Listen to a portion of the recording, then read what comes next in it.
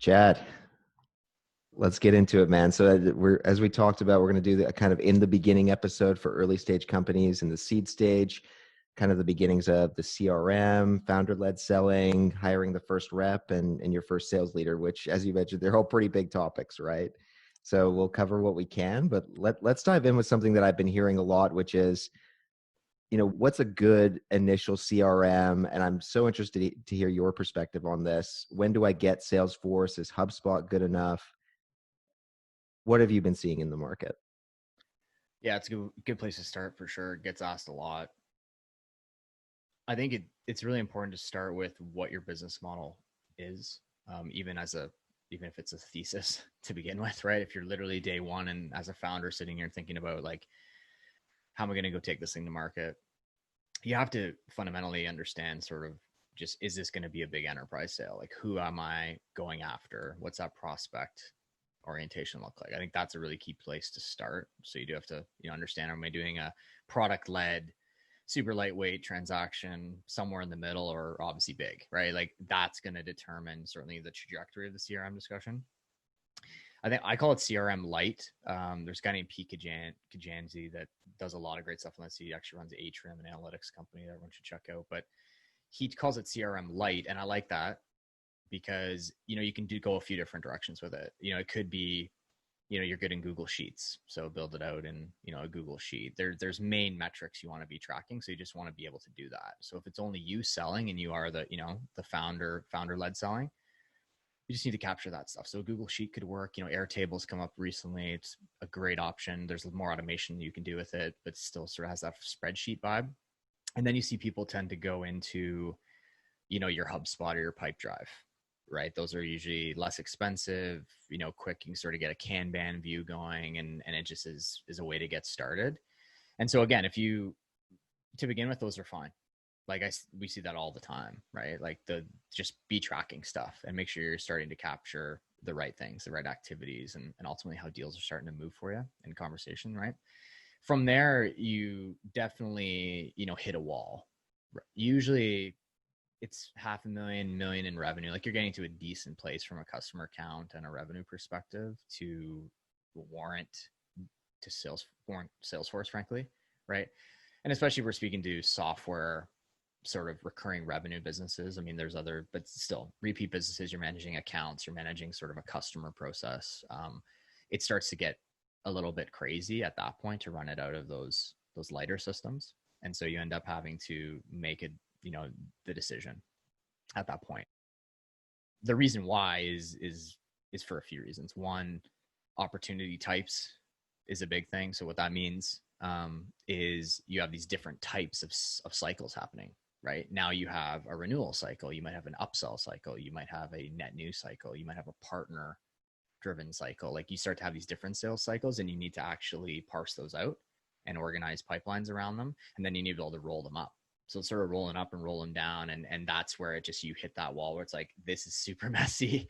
I need to get it organized, and Salesforce does that really well. So at the account hierarchy and the way it's structurally set up, you have kind of these different opportunity types can sit under an account, which then allows you to start reporting a lot more formally and a lot more clearly, and you're able to integrate other tools, which is the big other thing. So point two I was going to get to is now you're hitting integration needs where that could be customer support side, it could be marketing, definitely, right? You start thinking about marketing automation, your website lead activity, demand gen activity starts to have to interconnect, and so that is the other point in time. So generally speaking, you're usually seeing kind of, you've got to that 500,000, I'm using sort of SaaS thinking, but 500,000 million in revenue, and you're starting to add some salespeople, and now you're like, okay, this me just trying to cobble this together out of a spreadsheet and doing this super manually isn't going to work. Not only for my to enable my team, but also the reporting rhythm that I need to establish. So you usually see it there, but by all means, go light, go quick and dirty to begin with, right? Figure out, have a thesis around what your sales process looks like, how you're going to manage it, and go test it yourself. Do the customer development, figure it out, see what the meetings look like with these early customer or early prospects. And then you can start to build a bit more foundation from a CRM and a tech perspective as you move to that point. From what I've seen on early stage CRM, I'd agree that HubSpot, some of these other things are totally fine, exactly where you said, around 1 million to 2 million. And I think what you gave as guiding principles are probably the right ones, which is when you're adding new customer segments or channels, if you're adding a new partner, suddenly you need to be able to track disparate areas and integrations to other software, your marketing automation, which usually becomes, if you've used HubSpot, it's probably going to be HubSpot or some of the other ones. Do you run into businesses that try to get Salesforce or this tech too early? And what do you say to them? I do. I think, I mean, it comes down to your own acumen on these tools too, right? I mean, there's definitely founders I've met that are super tech savvy. They come from the engineering side of the house and they like are really quick in say Airtable and they can do automations and they can build a bunch of stuff and that can get them pretty far. Same with Google Sheets. We know how powerful that can be and it still is used how much in so many different ways, right? So depending on again the team makeup and really like what that looks like, you can get far with some of these other solutions. So if you come from a Salesforce background or you've used it and you're comfortable with it, you see that happening earlier, right? Like your CRM light, as we called it, could even be Salesforce because you know it. You know Salesforce, you know how to set it up, you know how you want to run it, right? That you can see early. But yeah, I've seen people make the mistakes where it might just be too much too early. Like they just, it's not necessary yet, you know, both from the cost structure in the business and just like their testing, the, you know, the market fit growth model, all of these things aren't really there yet formally to like need it.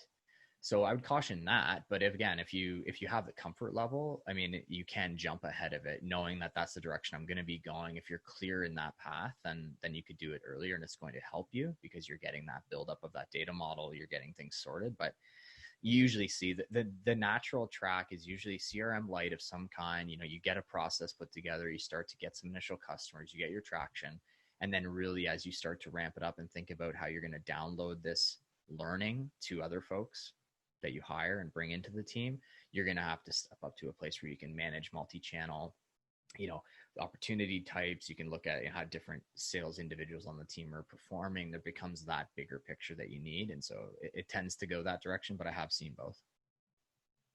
Now let's dive into you. It's funny that you brought up Pete Kaczynski because he wrote the book on founder-led selling, or I've heard it recommended a few times now. Let's talk a little bit about founder-led selling, really early days, right? You might be using Google Sheets. You might just be going and pitching to anyone. What are some of the more critical things that you've seen for founders? The big part that I've seen is founders saying, when do I get to stop doing this? And the interesting thing on that part is you don't necessarily want to hire a rep too early. You want to be in those conversations and actually understand some of the customer needs to bring it back to product. But what are your thoughts on that?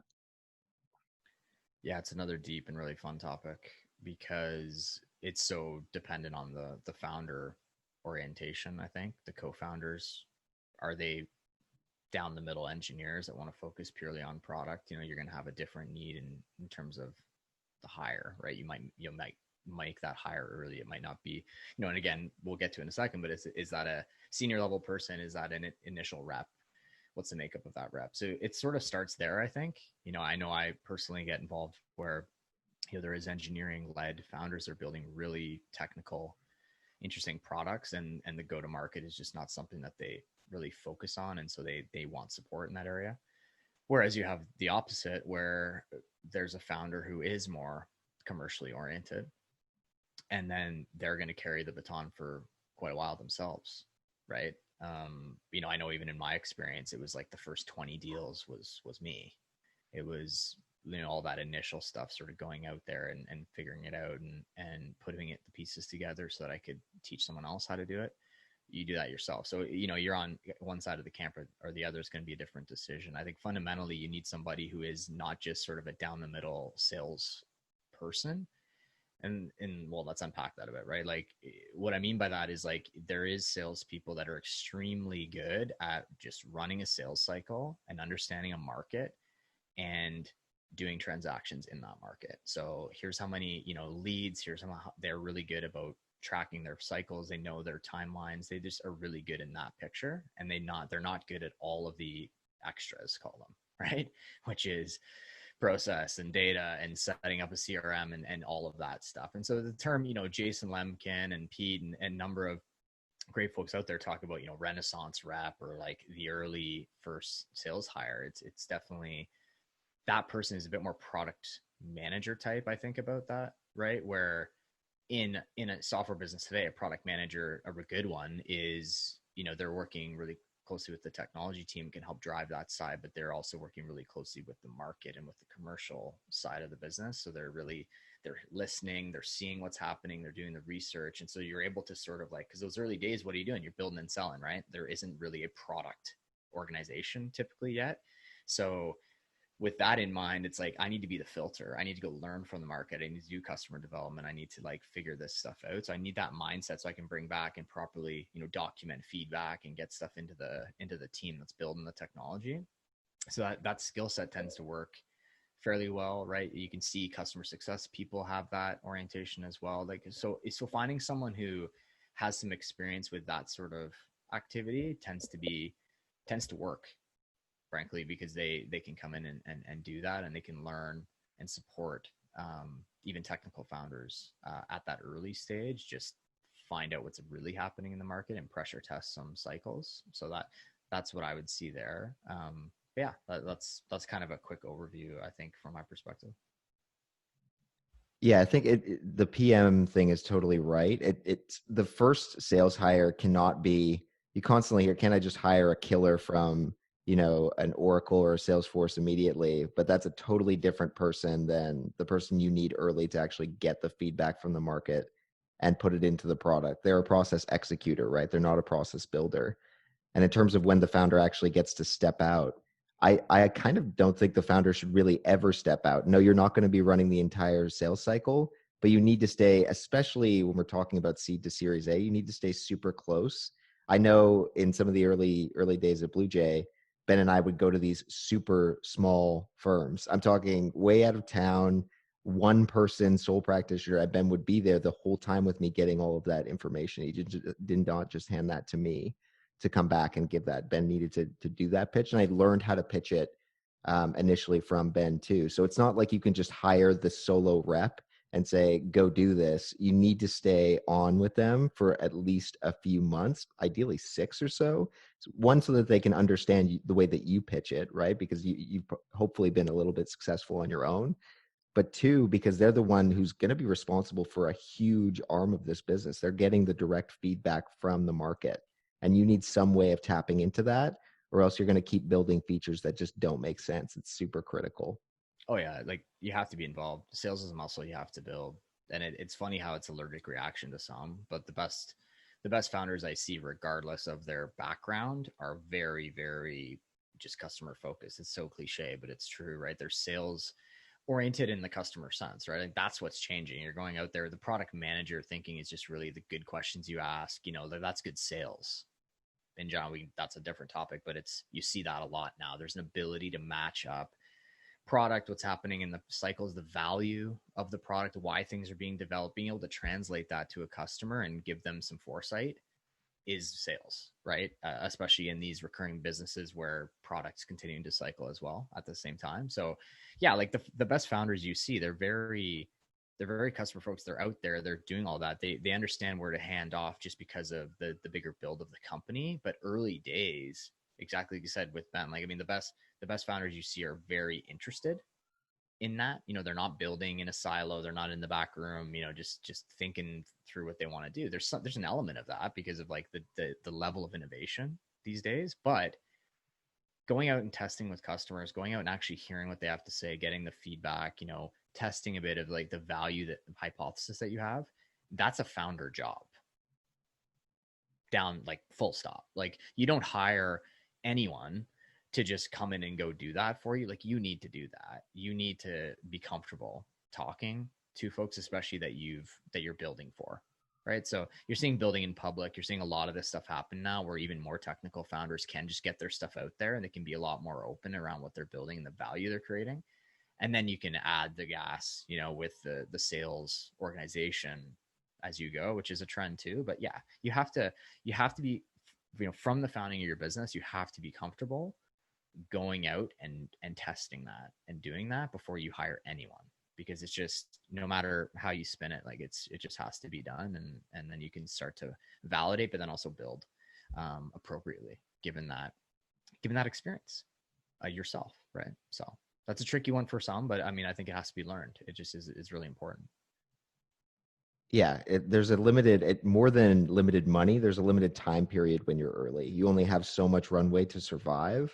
And that customer feedback is critical. Those early customer interactions is basically everything. You can hire a really, really strong rep and they might take really detailed notes, but unless you're in the room hearing this and on those calls early, there's a ton of information that you're not getting. And let's talk about, you and I have both been kind of and we've done this before in our own companies, to hire that first rep. How do you do it? How do you hire the first rep? This person is going to be an extremely critical hire. In some cases, people might ask you to hire a sales leader, but we can talk about that sort of to the side because I think that's wrong. But how do you hire that first rep? What do you do? Yeah, well, you have to really be able to sell your vision. So that has to be really well thought out. When you're at that early stage, you're ideally going out to the market. You're finding someone that is going to see that vision with you, right? It's really, really important first hire. So that's important. Start there, right? How am I going to share this vision as a founder? Like, what is that total picture, right? It's the same sort of storyline that you would go and talk to an investor about, right? The best person you're going to get at that point is going to ask you some of those hard questions too, right?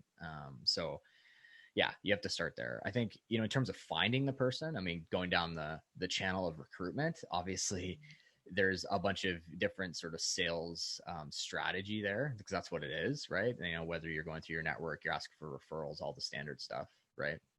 But it's really about, I think nowadays there is a lot of people that are looking at these types of experiences for obvious and fantastic reasons, right? It's the acceleration of your growth individually, right? If you come from, a bigger company, or just like the different things you've done in your career so far, to be able to jump into a startup that you do believe in and you see the future with, is a great place to grow. And so you're seeing more, I think, interest in the area, which is amazing, and you can get great quality people from that perspective. But yeah, like, you have to go through, you have to set up a process, talk to them, get into the weeds, right? Get some support on this, right? Get clear on how you want to talk through, your actual, back to the stuff we talked about a second ago, like your actual sales cycle, your thesis around what that's going to look like. Make sure someone can match up to that, right? You want to ask, obviously from an interviewing perspective, the right questions based on what you're trying to do. So I think you need to think about it. The best hires always feel like a bit of a sale, which is, as a founder, especially when you're early and you really don't have much to offer, you can offer up some equity and you can sort of, let's go for it, right? But yeah, like, I think it's thinking through really how am I selling the value of the business in general? How do I get my stuff together on that, right? Same way I'd be talking to, any of those key stakeholders, right, that you're after at that stage. From there, once that's, well understood and well articulated, then you go out and you start, just like any sales pipeline, you start engaging folks and start trotting through those screens and get to know. And then, the key thing, as we touched on, is just really trying to find that puzzle piece, that fit at that point based on where you are, is the tricky thing that everyone struggles with, right? Is it, it is this Renaissance rep, truthfully. Like the best companies you see, they find somebody they could be just an individual contributor, maybe had light experience in a certain domain, but they're a builder. They're just a builder. They have that ability and they really surprise you. And that's really what you're looking for. So there's ways to dig into, how what sort of interviews look like, and how it's not just about, your typical sales interview where you're just asking, really specific quantitative questions. You have to get into really the qualitative side of things and understand really what makes the makeup of that person is. And then, from there, you're able to sort of filter into, wow, this person can really help take us to that next step. And I think, so you have to go about it in that order, right? So, at that stage, you're going to start from there, and then you're gonna be able to find someone based on that. You brought up something that I found interesting, but I'd never actually thought about before. But the best people that I've ever hired or seen hired at different companies, Yeah, I did towards the last interview always feel like we were selling them on our company. It's interesting because I've seen hires that haven't worked out and ones that worked really well, but towards the end, they've impressed you so much throughout the interview process. Obviously, there are different characteristics for different hires, but I always felt like we were selling them on the vision to come on and grow with us in some way. I wonder more of your perspective on that. Do you see the same thing, or what Yeah. else would you add to that? Yeah, I do. And well, it definitely comes down to stage and where you're at. It changes, right? Once you get to say Series B, Series C, and you have a big, say you have a recruiting organization, you have much more channels open to like, capture demand of folks for hiring. That changes the orientation a bit, I think. But we're talking early stage. We're talking about gritting our teeth and getting this business off the ground. And that's a different type of person who's going to be interested in that role in general. And just how you find them. Like it's not, who, like no one knows who you are, right? It's just like going and getting that initial customer, that initial investor. You have to have that conviction is the word I would use, right? And so the conviction comes across. And then to your point, yeah, you're, because of the stage you're at, you feel like, this person really is a good match. I really, really want them on the team. So you are a bit more, you're a bit more selling them on, let's do this. Let's jump in the boat together and make this happen. And that's fine. I think that happens for your first, really 10, even 15 hires, right? And you're being so specific about who you bring on the team at that stage too. So I think you want to feel that. You want to feel it's kind of like the hell yes or no, right? So if it's hell yes, yeah, like you're being persuasive. You're trying to make things work. So I think that's natural, and then it sort of changes again as you evolve and build in more process and just structurally start to scale. But early days, that's what it's all about. It's a bit more of the finesse, right? That's what I call it. But a bit more of the finesse of reading these things earlier, being self-aware as a founder as to like, you know what, this is not where I'm good, but this is what I've done and I've learned, and you're willing to sort of like let some of that go. You have to be willing to, and you have to test and iterate. So yeah, for sure. That's sort of what it comes down to. Yeah, what I would say on the early stage hire, and we made a couple that worked out and what didn't. We sat down and came up with characteristics and a whole interview framework to try to figure this out. And the early rep, for the first rep that worked, I think, as you said, the guiding principle is this is a completely different person than you're executing. How much the questions that you would ask them, right? How did you perform on quarterly quota year over year? How did you perform last year? Can I get a reference from your VP sales? This is a completely different person that can go out and sell a whole bunch of Salesforce or an established brand to a person who's almost not even a native salesperson. The characteristics that we found the most successful were curiosity, coachability, intelligence. But there was one that we couldn't really name, which is that the really successful early reps were almost entrepreneurs in their own right. There are people who are just kind of a little bit crazy and interested in coming to a company that maybe just has, $1 million in seed funding and doesn't actually have that much runway, but they're willing to take a massive risk and they're excited by that. And they're just people that are going to dig in, and probably ultimately the people that you want to promote. But the people that had come from past sales backgrounds in established brands that were used to making hundreds of dials a day just didn't work out because they were flustered, right? We didn't have the playbook.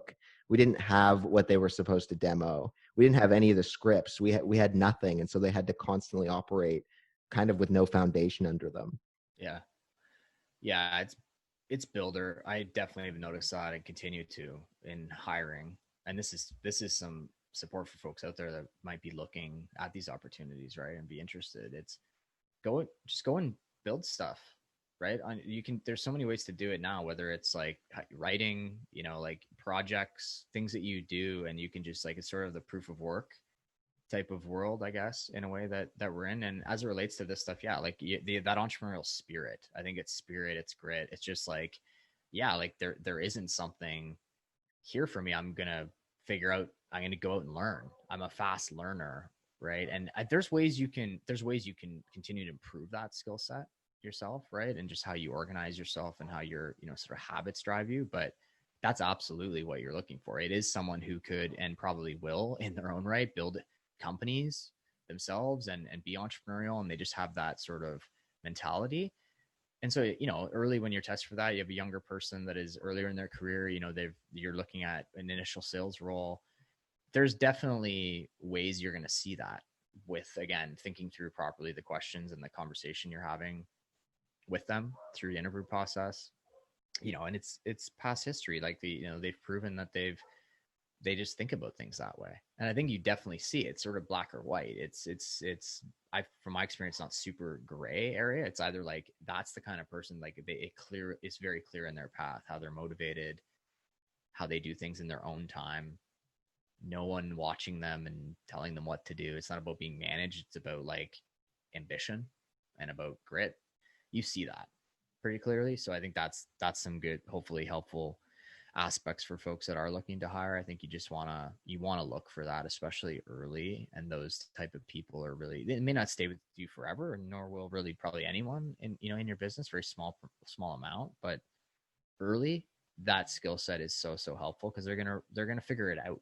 It's not about having it all figured out and just running a process, which that's completely fine. There's other places for that, but it's more ambiguous, it's more unclear, and you need to be able to live in that ambiguity.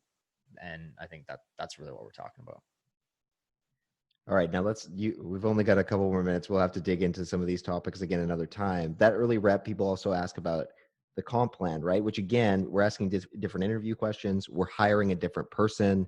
We need a different comp plan. In my opinion, we need a comp plan early that solves for retention instead of just selling a bunch of top line revenue, giving some quota. Any quota that you give at this stage, is out of thin air, right? We know that. So how do you talk to people about comp? Because at this stage, to me, we're hiring a product manager, we're hiring a person who's different than your typical salesperson. We need a different lever of motivation. We all know that comp plans drive actual activities, right? So what do you say to people early in terms of designing that actual comp plan for them?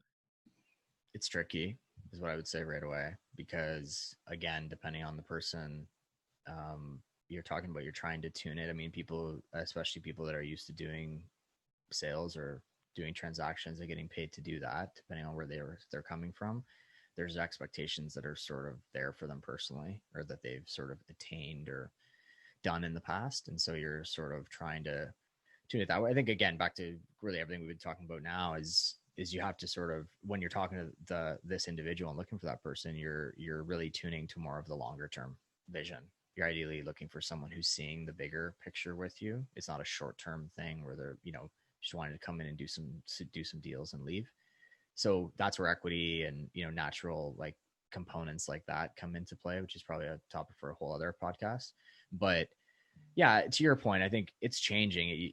At first, I think about it as a teeter totter. The analogy I use is like, okay, especially with a SaaS business, you're acquiring customers at first because you have none, right?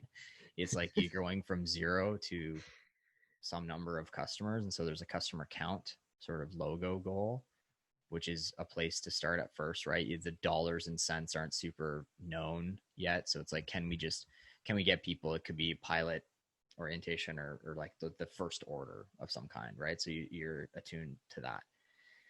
I like to think about the early stuff as, similar to your comment around retention, right? Where it's like this, how quick can we get to a second order?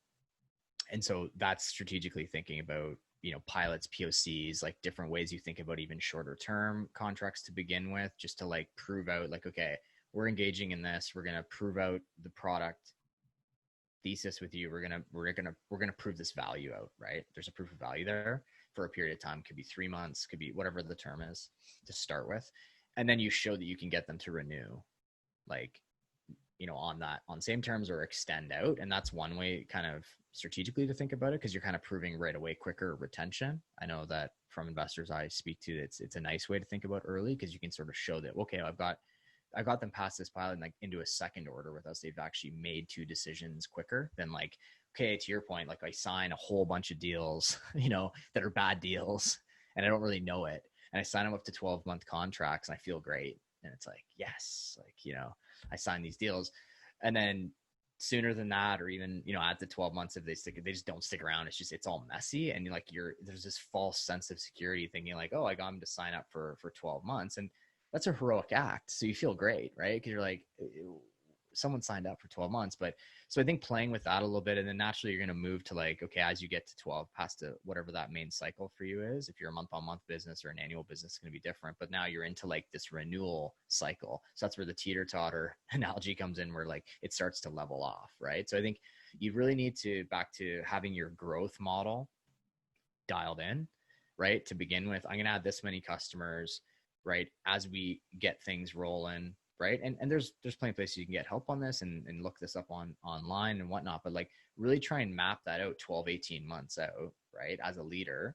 From there, you're going to tune the comp plan with these initial one person to really be focused on more of just, let's get some customer count going, right? Let's not worry about the dollars, and usually the comp plans go from being fixed, a bit more fixed, kind of base bonus type stuff based on these sort of attributes or variables we're talking about, to like more of the traditional commission based variable compensation once the things get more clear. So I think it's sort of a mix of things there, for people to think about, right? Just more, that person is typically more of a fixed sort of compensation model to begin with. You're sort of focused on almost like very clear like OKRs or initial bonus sort of activities or things that can be attained.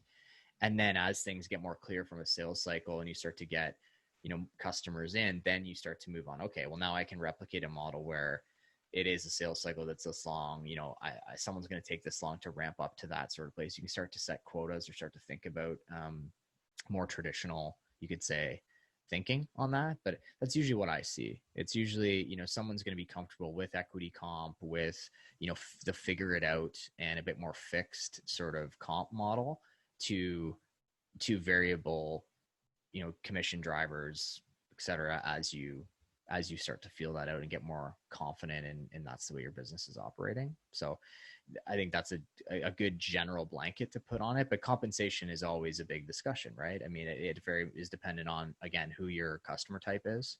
Are you selling bigger enterprise and it's going to be a long sales cycle? Like how do you fit those pieces together? But naturally you're going to have a base salary conversation. You're going to have a commission transaction conversation. Then you're going to have a bonus and or equity type conversation. And those three things you sort of bring together based on the stage and the sales type that you're doing. And that's usually how I like to break it out and support people in breaking it out. And then, it starts to change as you get past that first sort of hurdle. It's really hard, right? I mean, to create a brand new comp plan focused on retention, there's so many examples out there of comp plans focused on revenue because that's how we picture salespeople. And that's actually a pretty easy comp plan to design. It's been designed a million times. Quarterly, accelerating tiers for percentages, all that good stuff for bringing in different types of customers early. This is hard. So the four guiding principles, and you brought up a couple for me, are equity over just pure money early, right? Equity is the long term. You want this person to stay with you long term, ideally, because they're probably going to grow into something else in your company. But that's the main thing is it's early. You can do equity. Second one is if you can do it, multi-year contracts should be incentivized, right? So it depends on the sales cycle. So if we're talking about enterprise, this is already kind of baked in. Smaller customers, it could be hard. Figure that out.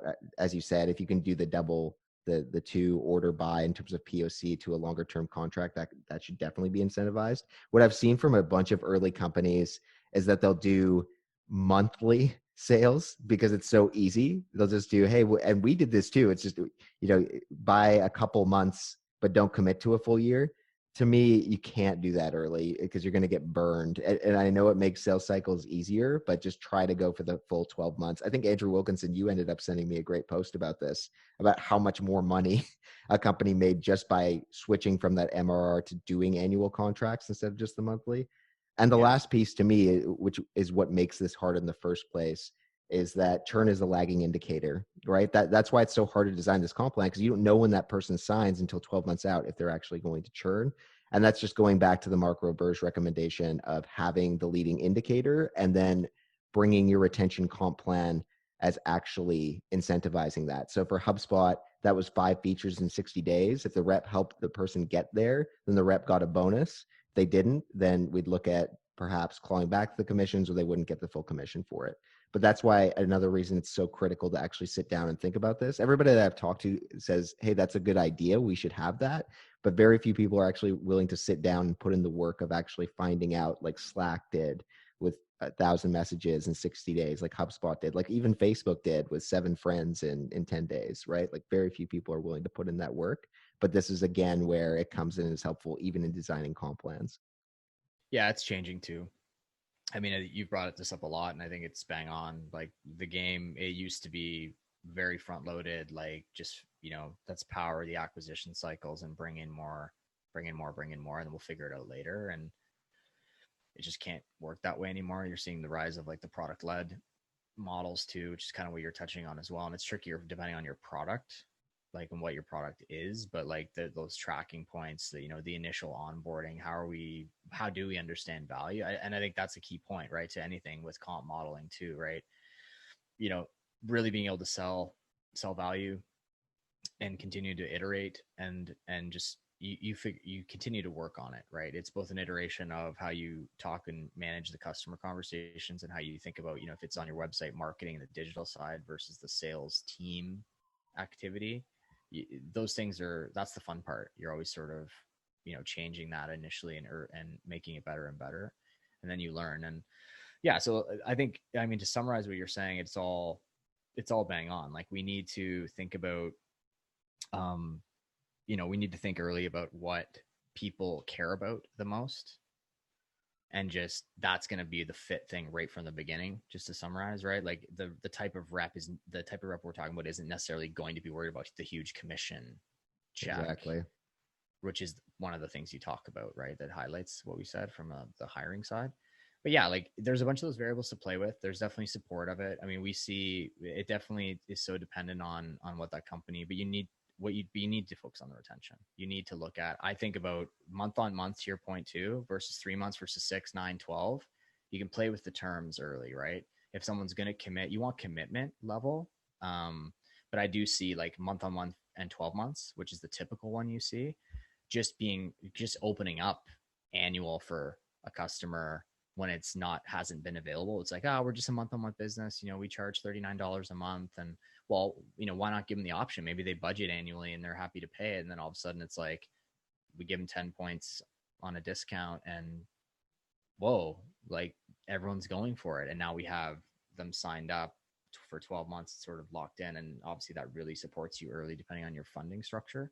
So those are all tactical elements, but I think fundamentally the game's changing a bit around this. We do need to think about the long-term sort of view of the customer, and you can play with the term of commitment based on that. All right, my man, we got to shut this down, but love getting on here with you. And yeah, we're going to keep doing this weekly for those listening. So yeah, stay tuned for more episodes weekly. Love this.